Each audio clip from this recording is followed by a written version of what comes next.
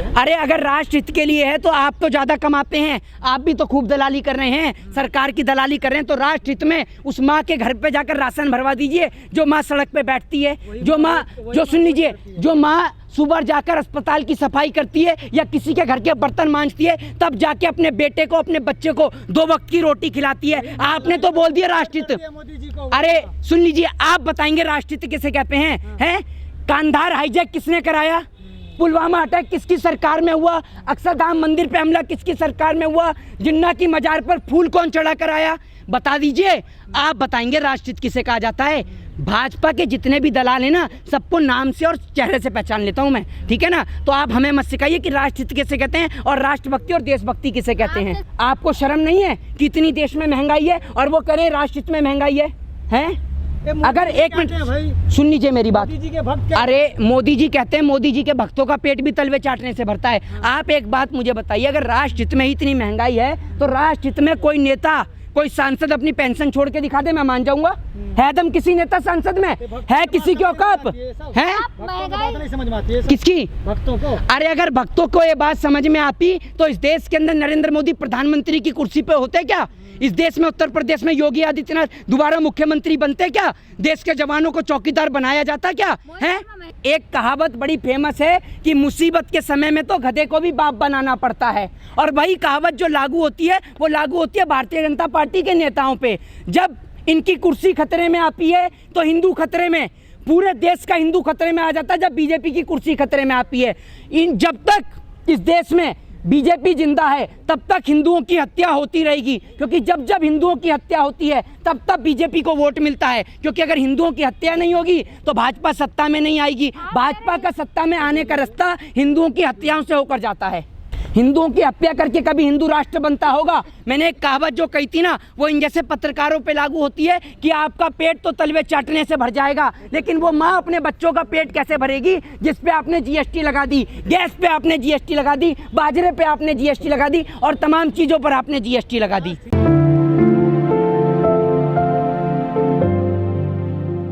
लेकिन भारतीय जनता पार्टी के तमाम अनपढ़, जाहिल और गवार नेताओं के पास इस सवाल का ना तो कोई जवाब है और ना वो कभी जवाब दे पाएंगे। वित्त मंत्री बड़े ही बेशर्मी के साथ आकर कहती हैं कि देश के अंदर कोई महंगाई नहीं है। ये जो जीएसटी लग रही है, ये गरीब आदमी से पूछिए कि वो 2 वक्त की रोटी कैसे खाता है। आपका क्या है?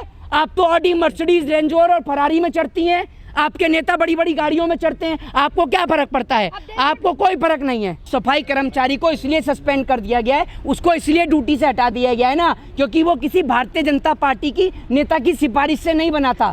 पहले ही तो ये देश बहुत साफ है, ठीक है ना? अब आप सफाई कर्मचारियों को भी निलंबित करेंगे तो सबसे पहले तो आप जाकर अपने जो कार्यकर्ता हैं, जो आपके कार्यकर्ता पोस्टर लगाते हैं, आपके कार्यकर्ता होर्डिंग लगाकर, पोस्टर लगा के देश की दीवारों को गंदा करने का काम करते हैं। इनको हिंदू धर्म से कोई प्रेम ही नहीं है। अगर ये हिंदू हितैषी होते तो बोलते ना, वरना आप जाकर देख लीजिए बाथरूम के बाहर, वहां पर इन्होंने भगवान जी के पोस्टर के साथ में लगा रखा है। अब आप ये मुझे बताइए, जब शौचालय के बाहर, बाथरूम के बाहर भगवान जी के पोस्टर लगते हैं और ये लोग राम जी का फोटो पोस्टर पे लगाते हैं और उसके बाद राम जी का जो चेहरा है वो लोगों के पैर में आता है, ठीक है? आप सीधे तौर पर देखिए, इस देश के अंदर जब भगवान को अपमानित किया जाता है, देश के संविधान निर्माता की फोटो पोस्टर पे लगती है, वो पैरों में आता है, तब उनको अपमानित किया जाता है जिन्होंने इस देश के लोगों को बोलने का राइट दिया, तब ये लोग चुप रहते हैं। लेकिन अगर मोदी जी की, योगी जी की फोटो अगर कूड़े के कचरे के ढेर में, अरे अगर आप उस सफाई कर्मचारी को तब निलंबित करिए जब वो खुद फाड़ के लेके आए हों। जब कूड़े में पड़ी है, उसने कूड़ा उठा लिया तो क्या गलती करी? और इस देश के नेता से बड़ा कोई इस देश में गंदगी नहीं है और देश के नेताओं से बड़ा कोई कूड़ा नहीं है इस देश में। अरे जनता को जब आप हिंदू मुसलमान में उलझाए रखेंगे, आप अपनी इस बहस को जरा शुरुआत से सुनिएगा। आपका शुरुआती दौर का क्वेश्चन ही हिंदू और मुसलमान से शुरू होता है। जब इस देश की मीडिया 24 घंटे हिंदू और मुसलमान चलाएगी तो इस देश का हिंदू भी सोचता है क्या मुझे हकीकत में खतरा है? एक आदमी जो मानसिक रूप से पूरी तरीके से ठीक है, शारीरिक रूप से पूरी तरीके से ठीक है, अगर आप उस आदमी को डेली कहेंगे तू पागल है, तू पागल है, तू पागल है, तो वो आदमी एक दिन ये सोचने को मजबूर हो जाएगा कि क्या मैं पागल हूँ। तो जब आप 24 घंटे टेलीविजन पे कार्यक्रम चलाएंगे कि भैया हिंदू खतरे में है, हिंदू खतरे में है, हिंदू खतरे में है, एक दिन तो हिंदू भी सोचने को मजबूर हो जाएगा कि हिंदू खतरे में है। फिलहाल कोई खतरे में नहीं है। भगवा हिंदूधारी नेता, समझ रहे हैं, हिंदूवादी नेता योगी आदित्यनाथ उर्फ अजय सिंह बिष्ट लुलु मॉल में यूसुफ भाई की गाड़ी में घूम रहे हैं, ताता थैया करते हुए। देख नहीं रहे हैं? तब आपका हिंदूवादी नहीं नेता जागा। जब सुन लीजिए, इस देश में हिंदू और मुसलमान अमीर और गरीब के लिए है, हिंदू और मुसलमान सिर्फ गरीब के लिए, अमीर के लिए कोई हिंदू की दीवार नहीं है, कोई मुसलमान कोई मजहब की दीवार नहीं है।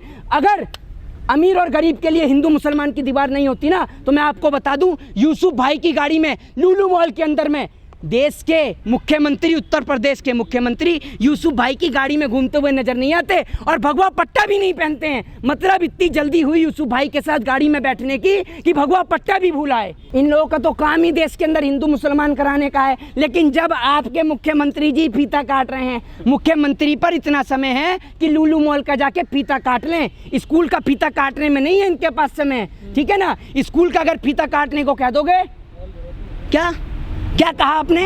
इस देश का हिंदू एक साथ खड़ा, फिर हिंदू पे आ जाते हैं। जैसी हिंदू को पढ़ाने की बात कर दो ना, सारे के सारे नेता ऐसे चुप हो जाते हैं जैसे गले में फेविकोल मरीन जोड़ का मजबूत जोड़ अटक गया हूँ, ऐसे चुप हो जाते हैं। क्योंकि पढ़ाने से तो इनका दूर दूर तक कोई वास्ता ही नहीं है, दंगे फसाद में भरोसा रखते हैं लोग। आप ये बताइए, ये कौन सा जिहाद हुआ कि लुलु मॉल में यूसुफ भाई की गाड़ी में योगी जी घूम रहे हैं? ये कौन सा जिहाद है? ये तो बता दीजिए। आप बताएंगे ना? हैं? ये अंधभक्त बताएंगे, वही जिहाद ढूंढ ढूंढ के लाते हैं। उन्हों को ज्यादा नॉलेज है जिहाद की,